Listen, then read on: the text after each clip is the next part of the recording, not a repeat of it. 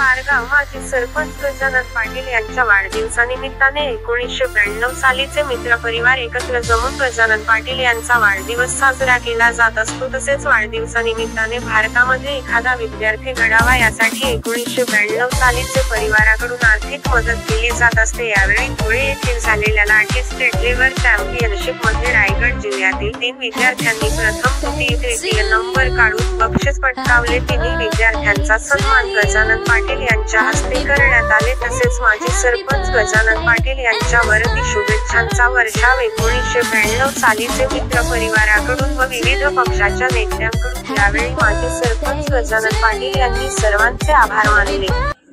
वाढदिवस आहे या वाढदिवसानिमित्त 10वीची बॅच म्हणजे काही आमचं कुटुंब नवीन तयार झालेलं आहे आणि कुटुंबाने आज प्रोग्राम नवीन आज योजला।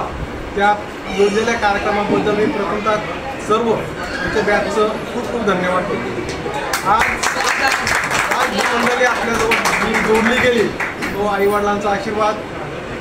तसेच आज म्हणजे दुग्ध सकट एक दिवस समजला जाईल, कारण का आज सकाळी तीर्थरूपाचा धर्माधिकारी यांचा आशीर्वाद घेण्याचा योग मला मिळाला।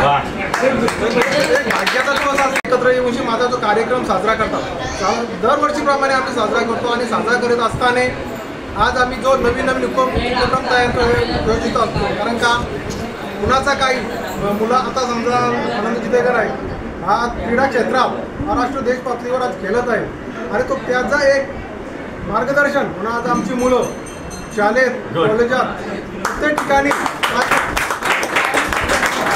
कशा प्रकारे चांगला खेळ खेळता येईल आपल्याला नंबर येता येईल यासाठी प्रयत्न करतात आणि त्यांचा प्रोत्साहन देण्यासाठी आज आम्ही काहीतरी आपला जो पुन्हा क्लास बाकी म्हणून आम्ही काहीतरी त्यांना भेटवस्तू म्हणजे बक्षीस वस्तू देण्याचा आम्ही योजना आहे।